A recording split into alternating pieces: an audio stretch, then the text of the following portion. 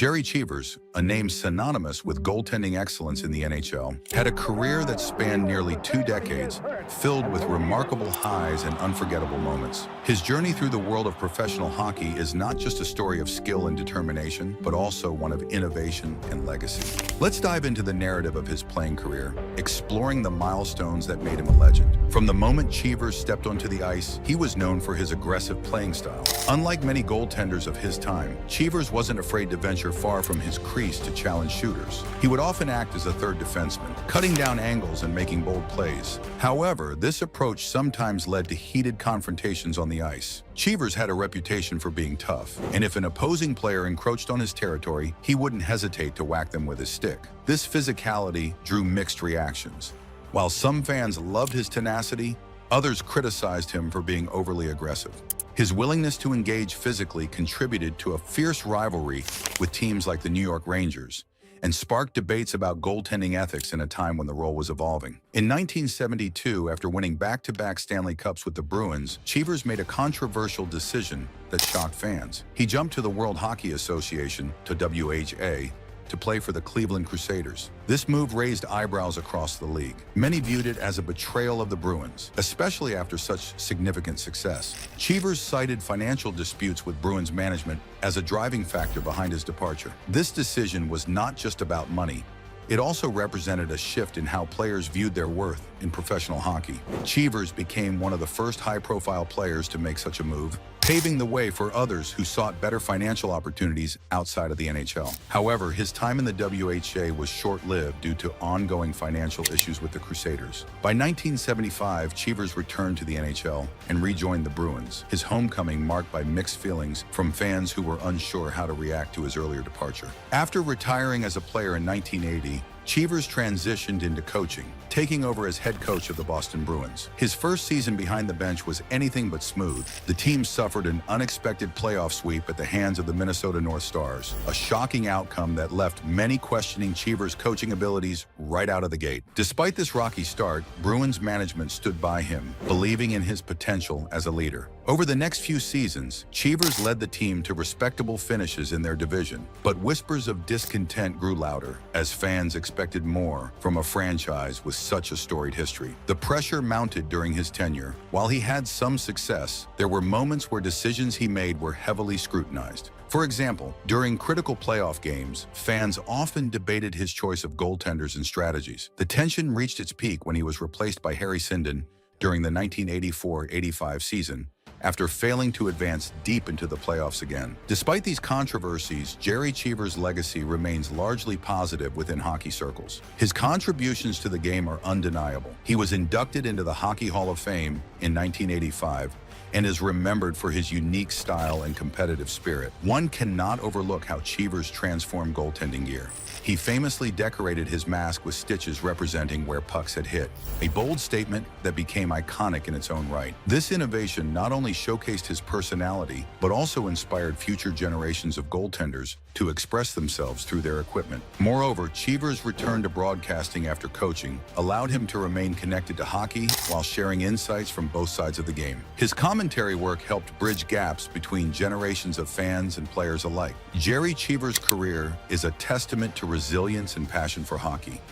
While controversies surrounded him, be it through his aggressive play style or decisions that challenged norms, he remained true to himself and carved out an incredible legacy in professional sports. As we reflect on Jerry Cheevers' life and career, we see not just a talented goaltender, but also a complex figure who navigated through challenges with grit and determination. His story serves as an inspiration for aspiring athletes everywhere. Sometimes it's not just about how you play, but how you respond to adversity that defines your legacy in sports. Jerry Cheevers began his professional career in the early 1960s, making his NHL debut with the Boston Bruins in 1965. His path to the NHL was anything but straightforward. He spent years honing his skills in the minor leagues, particularly with the Rochester Americans in the AHL. There, he made a name for himself himself by leading the team to its first Calder Cup championship in 1965, winning an astonishing 48 games that season, a record for goaltenders that still stands today. Cheevers' time with the Bruins marked a turning point in his career. He quickly established himself as a formidable goaltender, known for his quick reflexes and competitive spirit. His ability to perform under pressure earned him a reputation as a money goaltender, someone who thrived in high-stakes situations.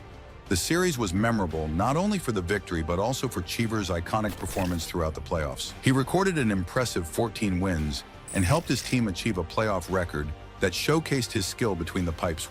2 years later, Cheevers was back at it again, contributing significantly to another Stanley Cup win in 1972. These victories solidified his status as one of the top goaltenders of his era and etched his name into Bruins history. His playoff performance was so stellar that he held the franchise record for most playoff wins by a goaltender, 53, until it was surpassed by Tuukka Rask in 2011. What set Gerry Cheevers apart from other goaltenders was not just his ability to stop pucks, but also his unique approach to goaltending gear. He became famous for decorating his mask with stitch marks where pucks had hit, a bold move that not only added character to his appearance, but also became a trend among goalies thereafter. This innovation turned into a symbol of resilience and creativity, making him an icon both on and off the ice. Cheevers' mask became legendary. Fans loved seeing how each game left its mark on him visually. It was more than just protection, it was a badge of honor that told stories of battles fought on ice. This aspect of his persona resonated with fans, making him not just a player, but a beloved figure in hockey culture. Throughout his career, Cheevers amassed numerous accolades that underscored his talent. He played in 419 NHL games,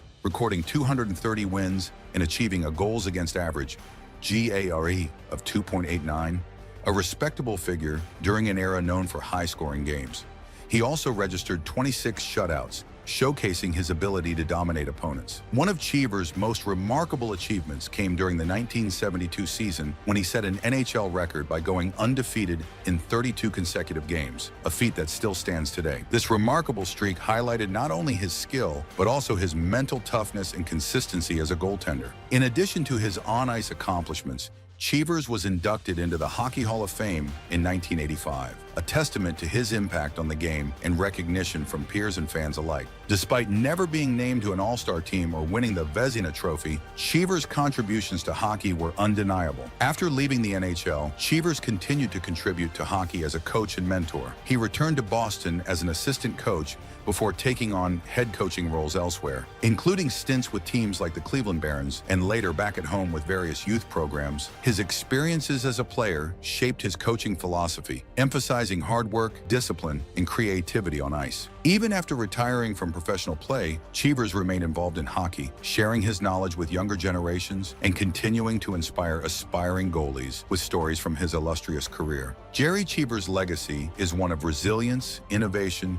and excellence in goaltending. His contributions to the game have influenced countless players who followed in his footsteps. The way he transformed goaltending masks into personal canvases is just one example of how he left an indelible mark on hockey culture. Fans remember him not just for his statistics or championships, but for how he played the game, with passion and flair that resonated deeply within the sports community. As we reflect on Gerry Cheevers' career, we celebrate not only what he achieved, but also how he changed perceptions about what it means to be a goaltender.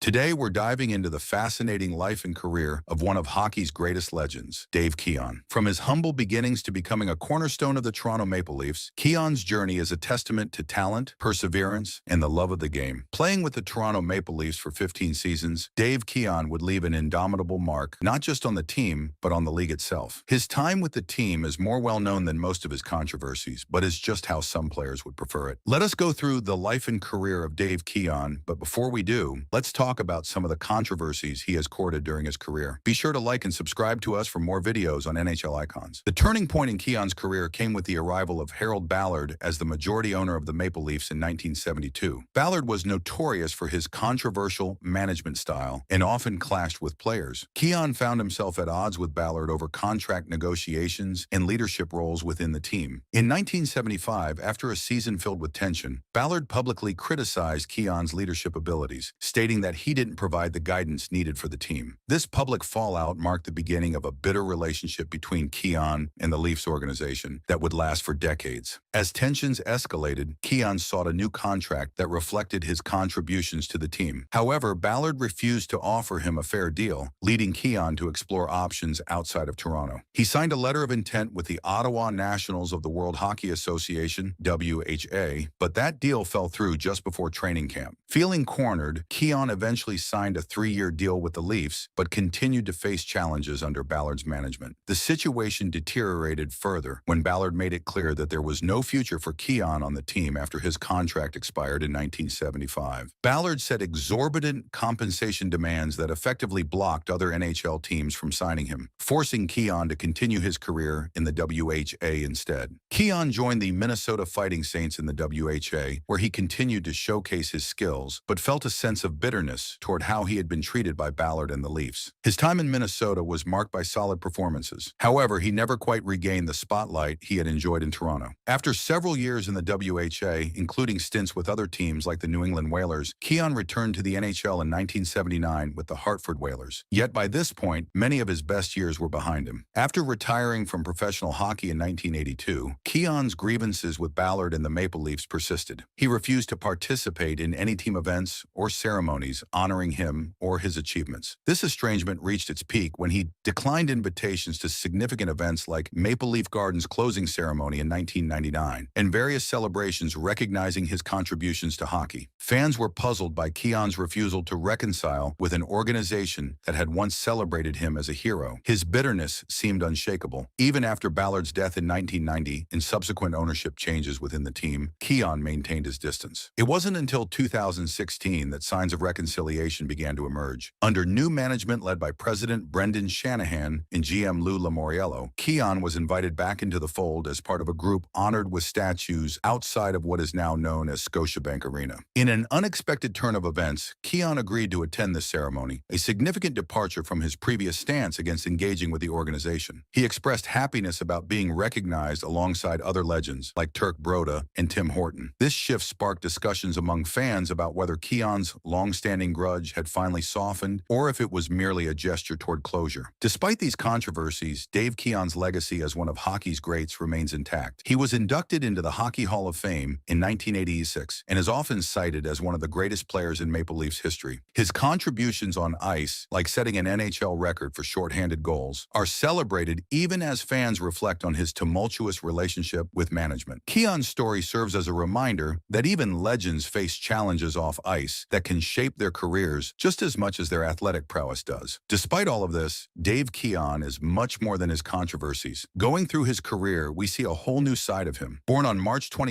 1940 in Rouyn-Noranda, Quebec, Dave Keon grew up in a family that cherished sports. His passion for hockey ignited at a young age, and he quickly made a name for himself in local leagues. Keon's talent was undeniable. He showcased his skills with the Toronto St. Michael's Majors in the Ontario Hockey Association, OHA, where he caught the attention of scouts with his speed and agility. In 1960, Keon joined the Toronto Maple Leafs, making an immediate impact as a rookie. He won the prestigious Calder Memorial Trophy, awarded to the league's top rookie, after scoring 20 goals and adding 25 assists in his first season. This was just the beginning of an illustrious career that would see him become one of the most celebrated players in NHL history. Keon's tenure with the Maple Leafs from 1960 to 1975 was marked by incredible success. He was part of a team that captured 4 Stanley Cups, specifically in 1962, 1963, 1964, and 1967. The peak of his career came during the 1966-67 season when he played a pivotal role in securing the cup against their arch rivals, the Montreal Canadiens. In that final series, Keon was not just a player, he was a force to be reckoned with. He famously shut down Canadiens' star center, Jean Beliveau, showcasing his defensive prowess and earning him the Conn Smythe Trophy as the most valuable player in the playoffs. Interestingly, Keon holds a unique record. His 8 points during that playoff run are the fewest ever recorded by a non-goalie Conn Smythe winner. Throughout his career, Dave Keon was known for more than just his scoring ability. Standing at only 5'9", he defied expectations with his speed and skill on ice. He became renowned as one of the best defensive forwards of his era, often tasked with neutralizing opposing teams' top scorers. Keon's accolades include winning the Lady Byng Memorial Trophy twice for sportsmanship and gentlemanly conduct on ice, along with being selected to play in 8 All-Star games. His ability to balance offense and defense made him a versatile player who could adapt to any situation on ice. After leaving Toronto in 1975, Keon played for several teams, including stints in the World Hockey Association, WHA, with teams like the Minnesota Fighting Saints and New England Whalers. Despite facing challenges in these later years, Keon continued to demonstrate his skill and determination. He eventually returned to the NHL for brief periods with teams like the Hartford Whalers, before officially retiring from professional hockey in 1982. By then, he had accumulated an impressive total of 396 goals and 986 points over his career. Dave Keon's impact on hockey didn't end with his retirement. In 1986, he was inducted into the Hockey Hall of Fame, solidifying his status as one of hockey's all-time greats. His number 14 jersey was retired by the Maple Leafs in 2008, a fitting tribute to a player who embodied everything it meant to wear that iconic blue and white. In recent years, Keon's legacy has only grown stronger. In 2016, during Toronto's centennial celebrations, he was named the greatest player in Maple Leafs history, a title that reflects not only his skill, but also his deep connection with fans and teammates alike. Furthermore, he was recognized as one of the 100 greatest NHL players in history in 2017. Off the ice, Dave Keon is known for being a private individual who values family life. He has 2 children and enjoys spending time with them away from the spotlight that often accompanies professional athletes. His humility and dedication are characteristics that resonate well beyond hockey. As we wrap up our look at Dave Keon's remarkable life and career, it's clear that he is more than just a hockey player. He's an icon whose influence continues to inspire both current players and fans alike. From winning Stanley Cups to earning individual accolades while maintaining sportsmanship throughout his career, Keon's story is one of triumph against all odds. So next time you hear about the legends of hockey, remember Dave Keon, a true champion whose legacy will forever be etched in NHL history. Thank you for joining us today. If you enjoyed this deep dive into Dave Keon's life and career, don't forget to like this video and subscribe for more stories about your favorite sports legends. Fuhr was the quickest that I ever saw. Amazing cat-like reflexes,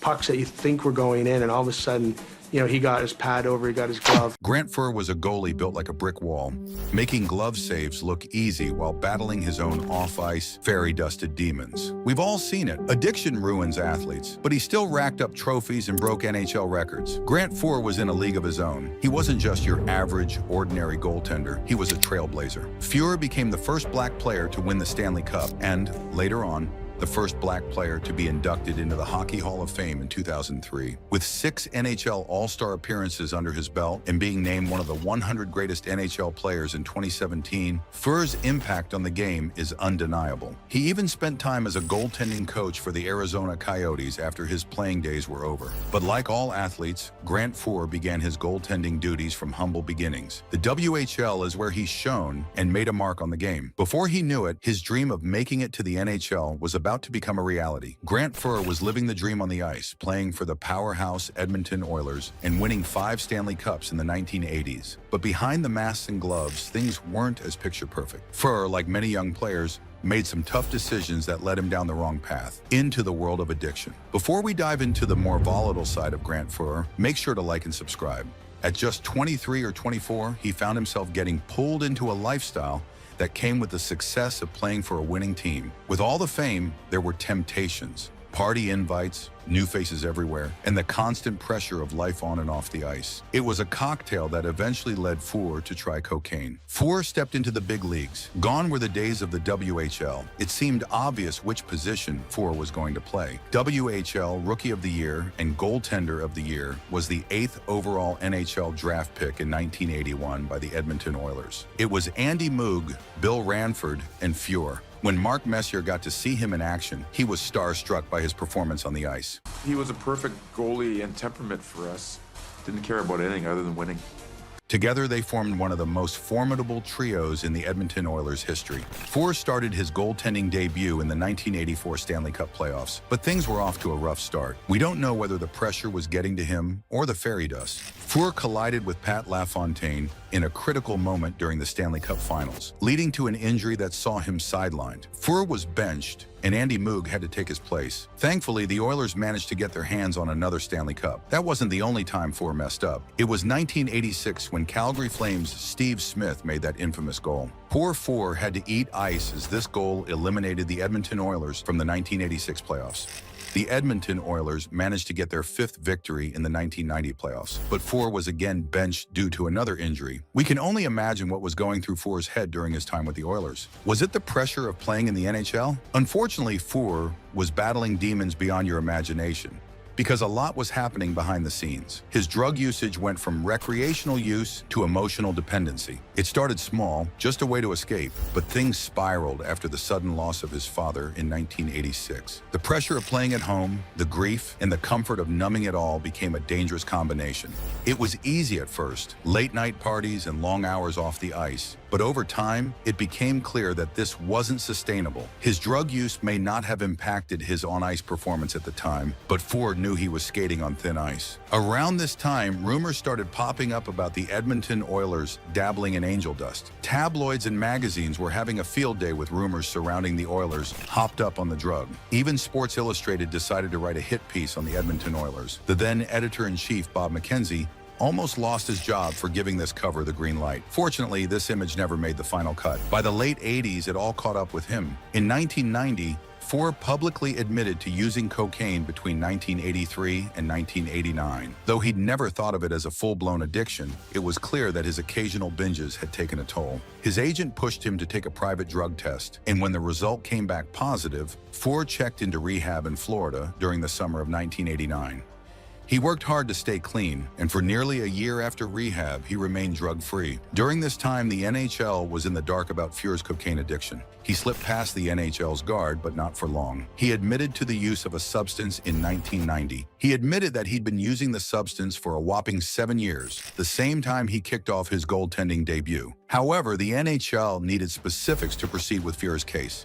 If things couldn't get any worse, the past came to bite Fuhr in the rear. His ex-wife, Corinne, revealed his drug habits to the Edmonton press and aired Fuhr's dirty laundry. She had found a baggie of ice in his clothing. If things couldn't get any worse, she informed the press that she had been receiving threats from various drug dealers. It seems like Fuhr was going ham on the fairy dust and not paying up. Of course, the NHL got wind of the details. As soon as the news broke out, the then NHL president, John Ziegler, was fuming. And the Edmonton Oilers as a whole? Well, they got into a public relations nightmare. The squeaky clean image of the Oilers was tarnished in the public domain. But many fans throughout the city were already well aware of the rumors surrounding Fuhr, so they weren't surprised at all. They did, however, point fingers at the Edmonton Oilers. The team was known for being close-knit like bark on a tree. With that being the case, how could they not pick up on their fellow teammates' addiction? Did they just turn a blind eye, or was Fuhr that good at hiding his battle with the snow? That certainly wasn't the case because Grant Fuhr was not paying his bills. His wife informed the Oilers coach at the time of finding stashes of cocaine at his house. Fuhr's teammates and coaches rallied around him during this tough time. Oilers GM Glenn Sather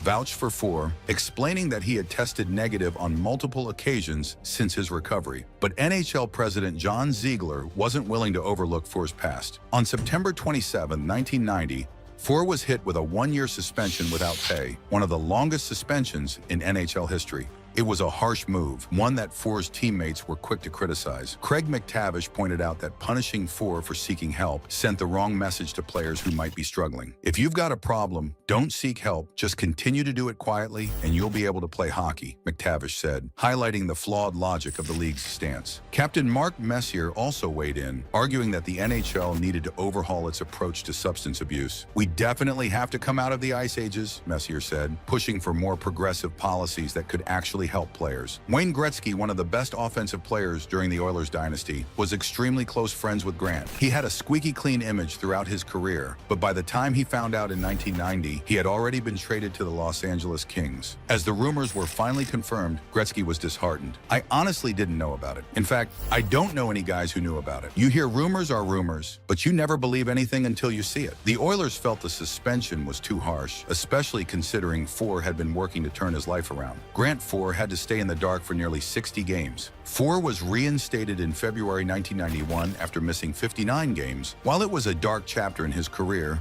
Fuhr's suspension led to significant changes in the NHL's drug policies. In 1996, the league implemented the Substance Abuse and Behavioral Health Program, which allowed players to seek help confidentially. Fuhr later praised these reforms, acknowledging that the league had shifted from punishing players to actually supporting them. It's like night and day now, Fuhr said in a 2014 interview. The NHL will help players now. Whereas, when I got suspended, it was about punishment. But let's rewind to 1991 once again. Fans were outraged. Some fans were disgruntled at the fact Fuhr was doing drugs. Most of them weren't surprised, but fans of opposing teams started taunting Fuhr by waving around bags of sugar. While this horrible behavior continued for a while, all the details came to light as Fuhr got more involved with the press in interviews in the preceding years. Most fans of the sport look back and still talk about how the NHL handled the whole situation. It was disgusting, to say the least. The Oilers were done with Fuhr. They traded him off to the Toronto Maple Leafs, and surprise, they didn't want him either. They traded him to the Buffalo Sabres, who were more than happy to give Fuhr a chance.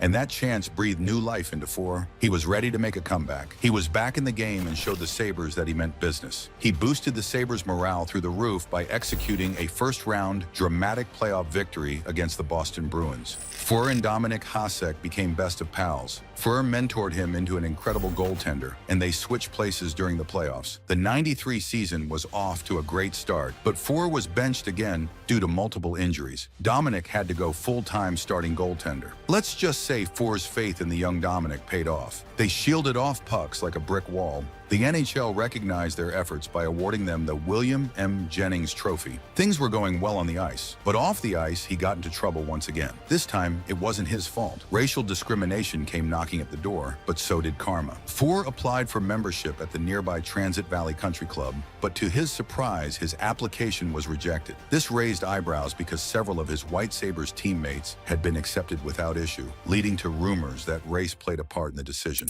I went to join a golf club in Buffalo and got denied membership just because of skin color. And the club denied it was a racial matter, claiming that Fuhr's application was simply incorrect and incomplete. But as news of the rejection spread, tensions escalated. The club became the target of vandalism, with incidents like a swastika being burned into one of the greens, an appalling reminder of the racial undercurrent many suspected was at play. Under pressure from the negative publicity, the country club quickly reversed its stance. They not only offered Fuhr membership, but also issued an apology. Despite the gesture, Fuhr chose not to accept the membership. Instead, he joined the nearby Lancaster Country Club. In response to the whole debacle, Transit Valley suspended its membership committee and introduced an anti-bias policy in its bylaws. A small step in the right direction, but it didn't erase the bitterness of the situation for Fuhr. It just goes to show that the battle against racial discrimination wasn't over, even in the 1990s. Getting back on the ice as Grant Fuhr approached the twilight of his career, the road didn't get any easier, but he wasn't one to back down from a challenge. On February 14,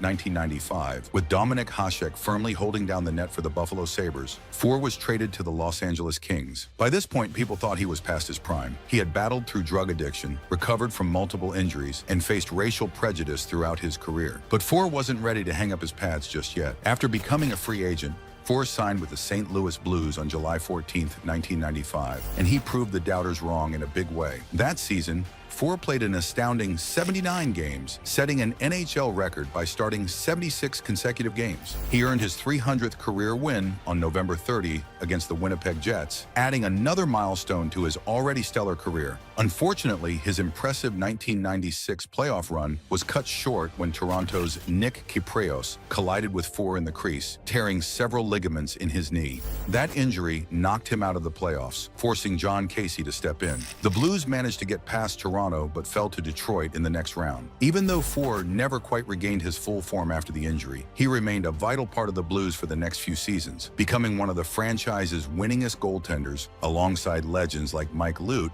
and Curtis Joseph. But with the arrival of Roman Turek as the Blues' new #1 goalie in 1999, Fuhr's time in St. Louis came to an end. In September of that year, Fuhr was traded to the Calgary Flames. His final season in the NHL saw him take on more of a mentor role, guiding the Flames' young goaltenders, including Fred Brathwaite. While Fuhr's days as a starter were winding down, his influence on the next generation of goaltenders showed that, even in his final years, he had plenty left to give to the game. On October 22, 1999, Grant Fuhr reached another milestone, securing his 400th career win in a game against the Florida Panthers. As the season progressed, the Flames fought hard but couldn't secure a playoff spot. On April 5, 2000, after a tough 6-5 loss to the St. Louis Blues, the writing was on the wall for Calgary's postseason hopes. The loss officially eliminated them from playoff contention, and Fuhr knew it was time. Following that game, he made the announcement. He was retiring from the sport that he'd given so much. He was the greatest goaltender in the game. A farewell Though the end of the road had arrived, Fuhr left the game as one of the most respected and resilient goaltenders in NHL history. With 400 wins, 5 Stanley Cups, and countless battles both on and off the ice, Fuhr's legacy was cemented. He hung up his skates, having not just changed the game, but having left a lasting impact on the players and fans who watched him along the way. After his incredible playing career, Grant Fuhr didn't just fade into the background. He decided to give back to the game by mentoring the next generation of goaltenders. On July 22, 2004, Fuhr took up the role of goaltending coach for the Phoenix Coyotes, a position he held until the end of the 2008-09 season. Before that, he had similar coaching stints with the Calgary Flames in the early 2000s. But Fuhr's involvement with hockey didn't stop there. In 2022, he shifted into broadcasting, joining the radio and TV team for the Coachella Valley Firebirds, the AHL affiliate of the Seattle Kraken. He also became a coach in the 3IC 3-on-3 Professional Ice Hockey Summer League, continuing to share his love and knowledge of the game. Despite the challenges he faced both on and off the ice, Fuhr's legacy is marked by countless accolades. His number 31 jersey was retired by the Edmonton Oilers in 2003, and he was inducted into the Hockey Hall of Fame that same year. In 2004, he was also inducted into the Alberta Sports Hall of Fame, and in 2017, Fuhr was named one of the 100 greatest NHL players of all time. Wayne Gretzky himself has often said that Fuhr is the greatest goaltender in NHL history, a high honor from the great one. Fuhr's impact on the game wasn't just about the numbers, but his records were impressive too. He holds the NHL record for most assists and points by a goaltender, the longest undefeated streak by a rookie goalie, and the most games played by a goaltender in a single season, among others. Looking back at everything, Fuhr's performance was top-notch. Even Fuhr believed that the drugs hurt his performance on the ice. So long as he was on the ice rink, he was happy. That was a real mental break for him. In his book, we even got a quote from Wayne Gretzky: "To be able to play at the level Fuhr played for all those years on drugs is a surprise." This just goes to show Fuhr was that good. Grant Fuhr may have stepped off the ice, but his influence on the game and the new age of goaltenders is still everlasting. Fuhr still holds the NHL record for the most assists and points by a goaltender in both regular season and playoff games combined, with a total of 61. His debut season remains legendary, with an unbeaten streak of 23 games, a record that still holds strong. Fuhr also set the mark for the most assists in a single season by a goalie, notching 14 in 1983-84. That's a wrap on this one. If you're a fan of NHL icons, make sure to check out our video on Mark Messier.